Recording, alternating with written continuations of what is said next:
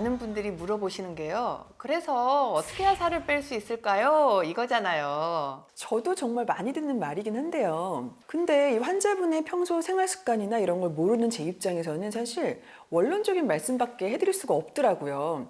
꾸준히 운동하시고 식단 관리하셔라. 그런데 정말 운동하고 식단 관리하면 살이 빠질까요?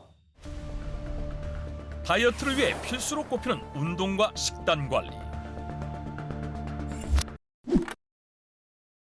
올해로 3년째 다이어트를 위한 식단 관리 중이라는 47세 이영옥 씨. 갱년기로 급격하게 증가한 체중 때문에 다이어트를 시작. 식단 관리 중이었는데 네, 이쪽에 있는 칸이 제가 먹는 칸이에요. 아니 무슨 야채 코너 같은데요? 네, 제가 2, 3일 정도 먹을 양인데 좀 야채 가게 같죠. 다이어트 필수품으로 꼽히는 신선한 채소들로 가득한 그녀의 냉장고. 식단 관리 하신다고 하셨는데 좀 네. 어떠한 거를 중심으로 하고 계세요? 일단 우선적으로 하는 거는 탄수화물을 좀 많이 줄이려고 노력하고 있고요. 그리고 샐러드 같은 경우도 많이 먹긴 하는데 소스 같은 건 제외하고 먹으려고 노력하고 있고요. 그렇게 먹다 보니까 또 균형이 안 맞는 것 같고 그래서 좀 단백질 같은 것도 꾸준히 먹고 있어요. 건강한 단백질인 생선과 샐러드, 삼색나물, 흑미밥 반 공기로 영양 균형을 맞추고 양은 줄인 식단으로 다이어트 중인 이영옥 씨. 보기에는 그냥 평범해 보이는데 사실 여기 비밀은 저염 식단이에요. 제가 검색을 해보니까 이 다이어트에 저염 식단이 좋다고 하기도 하고 약간 짭짤하면은 입맛이 돋궈지니까 제가 먹는 것도 가뜩이나 좋아하는데 자꾸 먹게 되더라고요. 그래서 맨 처음에 저염 식단 할 때는 조금 힘들었어요. 근데 적응하다 보니까 맛을 더 느낄 수 있고 그래서 꾸준히 노력하려고 하고 있어요. 또한 간을 최소화해서 저염식으로 섭취하며 식단 관리 중이었다. 그녀가 하루에 섭취하는 열량은 약 1,500kcal. 건강에 이상을 주지 않으면서 다이어트에 도움이 된다고 해 이 식단을 3년째 유지하고 있었다. 살이 찌다 보니까 몸이 여기저기 아프고 갑상선이나 고지혈증도 걸리게 되고 그러니까 몸이 너무너무 힘들어요.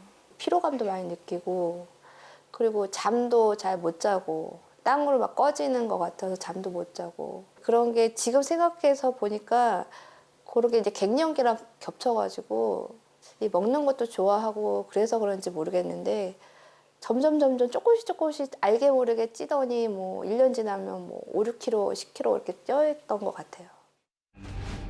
30대까지만 해도 50kg대의 날씬한 몸매를 자랑했던 그녀.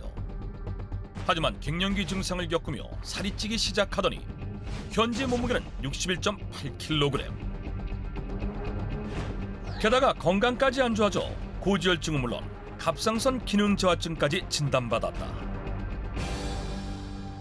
살을 빼라고 하셨어요. 저희가 이제 다리 다치고 인대도 늘어나고 또 무릎도 예전 같지 않고 집에만 있다 보니 식단이라도 안 하면 정말 최소한의 그런 것도 안 되면 더 몸이 망가질 것 같고 어떻게 될지 몰라가지고 그 끈을 잡고 있는 것 같아요. 현재 이영옥 씨의 건강 상태를 살펴보면 갱년기 여성들에게 많이 보이는 복부 지방도 많고 체지방도 높아 과체중 상태입니다. 또한 혈액 내 지방 수치가 정상 범위보다 높은 수치에 간 기능 또한 떨어져 있습니다. 지금 꾸준히 식단 관리를 하고 있다고 하셨는데 전반적인 검사를 종합해 봤을 때 전혀 효과가 나타나지 않고 있습니다. 검사 결과 과체중에 복부 비만이 심각한 상태. 거기다 비만으로 인한 콜레스테롤 수치와 간 기능 수치 역시 모두 악화된 상태였다. 3년째 식단 관리를 하고 있음에도 살은커녕 건강마저 악화된 상황. 그렇다면 갱년기 여성들이 운동을 꾸준히 하면 다이어트에 성공할 수 있을까? 그 진실을 파헤치기 위해 한 헬스장을 찾았다. 이른 아침 시간임에도 운동으로 구슬땀을 흘리고 있는 한 사람. 운동으로 다이어트 중인 59세 손옥분 씨. 어머니 운동 얼마나 하세요? 거의 매일 1시간씩은 하고 있어요. 그 중에서 근력 운동은 한 40분 정도 하고요. 유산소 운동으로 20분 정도 하고 있어요. 근력 운동으로 근육을 키운 다음 유산소 운동으로 지방을 태워 마무리. 살이 찌지 않는 체질로 바꾸기 위해 노력 중이었는데 갱년기가 오면서 살이 찌기 시작하는데 40대는 빼려고 하면은 이렇게 잘 빠졌는데 무슨 수를 써도 이렇게 안 빠지고 계속 찌는 거예요. 최고로 73kg까지 올라가는 게요. 이 키에 방치하고 있다 보니까 고혈압까지 오는 거예요. 저희 친정 아버지가 뇌졸중으로 돌아가셨고요. 엄마도 뭐 당뇨 있으셨고 저희 형제가 3남 3녀인데 거의 40대 후반, 50대 초반부터 혈압약 아니면 당뇨약을 먹어요. 고혈압에 당뇨까지 이제 합병이 위험하잖아요. 그게 무섭다는 말은 많이 들어서 진짜 너무 힘들었어요. 그때 스트레스도 받고 막. 젊은 시절엔 다이어트를 상상도 해본 적도 없을 정도로 말랐었지만 갱년기가 오면서 체중이 73kg까지 증가했고 그로 인해 대사증후군 진단까지 받게 됐다. 굶는 것도 해보고요. 제가 오죽하면 식욕 억제제까지 먹었어요. 살 빼려고. 근데 식단 관리를 하고 있었는데 뭔가 또 이렇게 몸이 이게 어지럽고 좀 안 좋은 거예요. 그래서 진료를 받았더니 고지혈증이 더 높아졌다고 근육 운동을 좀 하시라고 하는 거예요. 그래서 운동을 해야 되겠다. 그때부터 이제 다시 운동 열심히 하고 있습니다. 예. 그렇다면 정말 운동을 통해 근육을 채우고 살을 뺄 수 있었을까? 정밀 검사를 진행해 봤는데 현재 손옥분 씨의 건강 상태를 살펴보면 복부 지방도 높고 혈당과 혈액 내 지방 수치가 정상 범위를 벗어난 심각한 상태로 확인이 되기 때문에 시급한 관리가 필요한 상태입니다. 운동을 꾸준히 하고 있다고 하셨는데 운동 방법에 문제가 있는 건 아닌지 점검이 필요한 상황입니다. 검사 결과 복부 비만이 심해 중성지방 수치가 무려 725에 달하는 것으로 나타났고 다른 대사증후군 지표들 역시 모두 심각한 상황이었다. 뿐만 아니라 꾸준한 운동량에도 불구하고 근육량은 부족한 상태로 나왔는데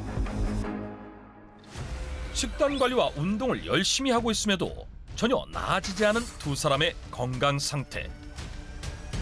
대체 왜 이런 결과가 나온 것일까? 역시나 이럴 줄 알았어요. 20, 30대엔 이렇게 다이어트를 하면 당연히 살이 빠져요. 병원에서 제일 많이 듣는 말 중에 하나가요. 예전엔 다이어트 조금만 하면 살이 빠졌는데 이젠 안 빠진다 이 말이거든요. 나이가 들면 거기에 맞춰서 방법을 바꿔줘야 하는 건데요. 그렇죠. 앞서 이야기했던 것처럼 여성 호르몬이 급격히 감소하는 갱년기에는 기초 대사량이 더 떨어졌기 때문에 젊을 때랑 똑같이 먹고 똑같이 운동을 하면 당연히 살이 빠지지 않고 오히려 찌게 되는 거죠. 그런데 이걸 모르고 다이어트를 하시니까 힘만 들고 살은 안 빠지는 거죠. 갱년기에 다이어트를 원하신다면 지금처럼 비우는 것이 아니라 채워야 합니다. 비우지 말고 채워야 한다? 갱년기 여성들은 여성 호르몬이 급감하는 시기라서 몸에서 근육도 빠지고 온갖 것들이 다 빠져나가는 시기잖아요. 그런데 이 시기에 저렇게 극단적인 식단 관리를 하시면 당연히 살도 안 빠지게 되고 게다가 건강도 좋아질 수가 없는 거죠. 그리고 갱년기를 지나고 있다면 좀 더 체계적으로 운동을 하셔야 근육량을 늘려서 지방을 줄일 수 있을 것 같아요. 맞아요. 다들 나이가 드시면 영양제도 젊었을 때보다 더 많이 챙겨 드시면서 더욱 건강을 신경 쓰시잖아요. 그런데 왜 다이어트 방법은 그대로 유지하는 건지 정말 모르겠어요. 식단 관리를 하고 있음에도 살이 빠지지 않았던 이용옥 씨의 일상을 전문가들과 함께 꼼꼼히 살펴보기로 했다. 그런데 그때 표정이 굳어지는 정지행 한의학 박사. 어떤 문제가 있나요? 밥양이 적어 보이긴 해도 저 정도면 딱 필요한 최소한의 탄수화물을 좀 지켜서 섭취하시는 것 같은데요? 제가 볼 때는 좀 다른 문제가 보여요. 지금 소금을 너무 적게 드시고 있어요. 그래서 살이 안 빠진 겁니다. 소금을 적게 먹어서 살이 안 빠졌다? 다이어트의 적으로 널리 알려주며 다이어트에는 금기시되는 소금. 이용옥 씨 역시 철저한 저염식으로 식단 관리 중이었는데 대체 어떻게 된 것일까? 일반적으로 생각했을 때는요, 소금을 다량 섭취를 하면 식욕을 당기게 만들어서 살이 찌게 되죠. 그런데 소금을 너무 적게 드시잖아요. 그러면 오히려 단백질 합성 능력을 떨어뜨려서 근육량도 줄어들고요, 살이 찌는 체질로 바뀌게 되는 겁니다. 소금의 여러 역할 중에는요, 지방분해 역할도 있거든요. 물론 소금 속의 나트륨 역시 인체에 꼭 필요한 무기질이니까 그렇기는 한데 지금 이영옥님의 경우는 소금을 드시는 정도가 문제가 될 것 같지는 않은데요.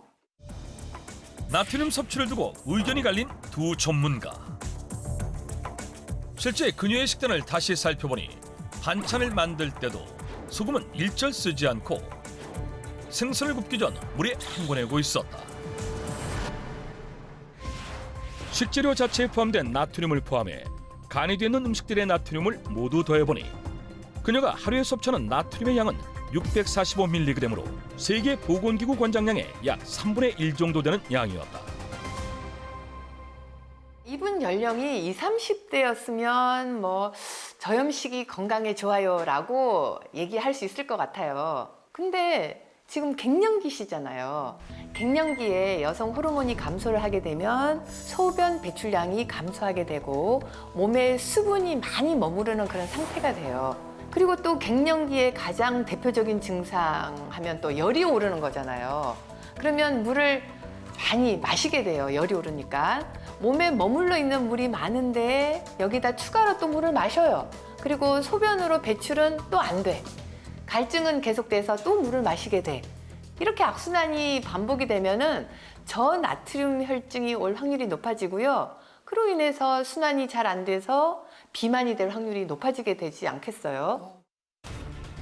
갱년기 여성의 경우 호르몬의 불균형으로 인해 저나트륨 혈증의 위험이 높아지는데 저나트륨 혈증이 비만의 원인이 된다는 연구 결과가 발표되기도 했다. 실제 이용옥 씨의 검사 결과 몸 안에 체액은 많고 무기질은 부족하며 몸속 나트륨 수치까지 적은 저나트륨 혈증으로 나타났다. 나트륨을 섭취를 하게 되면 삼투압 작용으로 불필요한 체액을 몸 밖으로 배출을 해서 부종도 제거하고 염증도 줄이는 거죠. 그런데 그렇다고 무조건 나트륨을 많이 먹어라, 이건 절대로 아니고요. 갱년기 여성들의 경우에는 하루에 나트륨 3000mg 정도, 소금으로 따지면 7.5g 정도 섭취하는 게 적당하다고 봅니다. 저는 좀 걱정되는데요. 이 세계보건기구 권장 나트륨 섭취량이 2000mg이잖아요. 그것보다 1.5배나 많은 수치인데요. 그런 걱정하실 것 같아서 제가 준비한 게 있어요. 정지행 한의학 박사가 준비한 논문은 하루에 나트륨 3000mg 섭취하는 것이 건강에 도움이 된다는 여러 연구 결과들이었는데 미국 국립과학원 워크숍에선 하루 적정 나트륨 양은 2800에서 4800mg이라 밝히기도 했고 또한 하루에 나트륨을 3000mg 정도 섭취하는 것이 건강 악화 위험도가 가장 낮고 혈압 수치 또한 감소할 수 있다는 연구 결과. 하루에 나트륨 2000mg 미만을 섭취하면 콜레스테롤 수치와 중성지방이 증가하고 체중 또한 증가할 수 있다는 연구 결과였는데 지금 여러 결과들을 보면 나트륨 3000mg까지는 괜찮다고 할 수가 있겠네요. 다만 혈압이 높으신 분들이나 심장질환이 있는 분들은 전문가 상담 후에 소금을 채우는 걸 추천드립니다. 그렇죠. 당연합니다. 이제 하루에 나트륨 3000mg을 어떻게 채우느냐, 이걸 말씀드려야 할 것 같은데요. 일반적으로 갱년기에 해당하는 50세 이상의 여성들이 평균 나트륨 섭취량을 보면은요, 2700mg 정도 되더라고요. 나는 너무 짜게 먹는다라고 하지 않는 일반인들이라면요, 하루에 나트륨 300mg, 즉 소금 1g만 추가로 드시면 다이어트에 도움을 받으실 수 있습니다. 갱년기 맞춤 묵은 살 털어내는 필승 전략. 하루에 소금 1g을 더 채워라. 보통 간할 때 소금 한 꼬집이라는 표현을 많이 쓰는데 그게 바로 1g이에요. 한 꼬집. 아, 그럼 반찬 양념할 때 네. 소금 한 꼬집을 더 넣으면 되는 건가요? 아니에요. 반찬에 간을 더하게 되면은요, 소금을 괜히 필요 이상으로 많이 쓸 수도 있고요. 또 미각을 바꿔서 오히려 고염식을 할 수도 있기 때문에 제가 알려드리는 방법은요, 물 1리터에 소금 한 꼬집을 더해서 하루 종일 드시는 거예요. 물 1리터에 소금 한 꼬집을 넣은 물을 하루 종일 섭취하면 다이어트에도 효과가 있을 뿐 아니라 체액과도 비슷한 농도이기 때문에 불필요한 체액 배출에도 도움을 줘 부종과 염증 제거에도 효과가 있다고 한다. 나트륨이 부족해 살이 빠지지 않았던 이용옥 씨에게 나트륨이 포함된 일반식 섭취의 필요성과 정재행 한의학 박사가 추천한 나트륨 섭취 방법을 전달했다.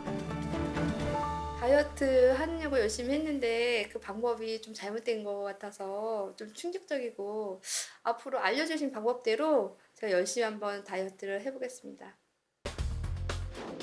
2주 동안 일반식과 나트륨물을 섭취해온 이용옥 씨. 과연 그녀의 건강 상태는 어떻게 바뀌었을까? 이영옥 씨의 건강 상태를 2주 전과 비교해 보면 체중이 1kg 정도 줄어들었을 뿐 아니라 체지방 역시 0.3kg 빠진 것을 확인해 볼 수 있었습니다. 중요한 것은 혈액 내 지방 수치 또한 전보다 낮아진 것을 확인할 수 있었습니다. 2주 전과 비교했을 때 체중은 물론이고 혈액 내 지방 수치가 낮아졌을 뿐 아니라 무기질 수치와 혈액 내 나트륨 수치 또한 정상 범위로 돌아온 것을 확인할 수 있었다. 묵은 살을 털어내기 위해 식단에서 채워야 하는 나트륨. 그렇다면 운동을 열심히 하고 있음에도 살이 빠지지 않았던 손옥분 씨는 무엇을 채워야 할까?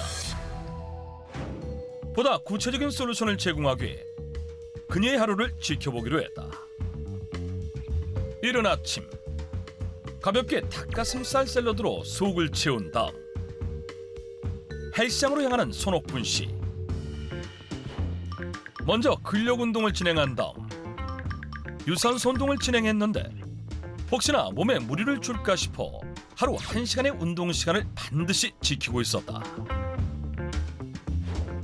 그리고 운동 후엔 간단하게 샌드위치와 커피로 점심을 대신하고 있었다. 어머니 운동 전에 뭘 드시네요? 아무래도 나이가 있다 보니까요. 이제 공복에는 힘들어서 운동하기가 힘들잖아요. 그래서 이제 운동하러 가기 전에는 이제 가볍게 좀 이제 닭가슴살 들어간 이제 샐러드를 먹고요. 운동하고 오면 좀 배가 좀 고프니까 이제 또 든든하게 닭가슴살이 들어간 샌드위치하고 이렇게 커피 마시고 있어요. 저녁은 너무 무겁지 않게 달걀과 나물 위주의 일반식으로 섭취하고 있었는데 과연 그녀가 다이어트를 위해 더 채워야 하는 것은 무엇일까? 갱년기 여성들이 꼭 채워야 하는 것, 당연히 근육이죠. 그런데 이분은 근력 운동과 유산소를 병행해서 근육은 채우고 지방은 없애는 운동을 잘하고 계시는 것 같은데 제가 문제로 지적하고 싶은 건 운동 전후에 드시는 음식이 잘못됐다는 거예요. 운동 전후에 먹는 음식이 잘못됐다? 운동 전엔 채소와 단백질로 구성된 샐러드를 섭취하고 운동 후엔 샌드위치와 커피를 섭취해온 손옥분 씨. 대부분의 사람들이 하고 있는 방법인데 이 방법이 잘못됐다는 것. 일단 운동 전에 식이섬유가 많은 샐러드를 섭취하셨어요. 그런데 식이섬유의 경우에는 다른 음식보다 소화시키는 데 위에서 너무 많은 힘을 쓰기 때문에 운동 효과가 떨어져서 근육 생성이 제대로 되지 않는다는 거죠. 그렇겠네요. 샐러드는 운동 후에 먹어야 한다. 그럼 운동 후에 드신 샌드위치와 커피는 아침에 드시면 되는 건가요? 그렇죠. 우리가 근력 운동을 하면 몸속에 저장된 탄수화물을 먼저 에너지원으로 사용하고 그런 다음에 유산소 운동을 하면 지방을 에너지원으로 사용하게 되거든요. 이때 만약 탄수화물이 부족하다 하면 근육에 저장된 글리코겐을 뺏어 쓰기 때문에 근육이 줄어들게 되는 겁니다. 그렇기 때문에 아침에 건강한 탄수화물을 드신 다음 운동을 하면 에너지원을 공급해주기 때문에 근육이 빠지지 않게 해주는 거죠. 갱년기 맞춤 다이어트 필승 전략. 근육을 채우려면 운동 전에 탄수화물을, 운동 후에 단백질과 식이섬유를 섭취하라. 그렇다면 정말 운동 전에 섭취하는 음식의 순서만 바꿔도 근육을 채워 살을 뺄 수 있을까? 2주 동안 운동법은 그대로 유지한 채 김정은 전문의가 알려준 순서로 식단을 섭취한 손옥분 씨. 과연 2주일 뒤 그녀의 건강 상태는 어떻게 바뀌었을까? 2주일 전과 손옥분 씨의 건강 상태를 비교해 보면 체중이 2kg 정도 줄어들었을 뿐 아니라 체지방 역시 1.7kg 빠진 것을 확인해 볼 수 있었고, 혈당, 혈액 내 지방 수치 또한 전보다 낮아진 것을 확인할 수 있었습니다. 지금처럼 관리를 잘 하시면 될 것 같습니다. 2주 전과 비교했을 때 체중은 줄고 근육량은 늘어났을 뿐 아니라 그녀를 괴롭히던 대사증후군 지표들 역시 호전됐음을 확인할 수 있었다.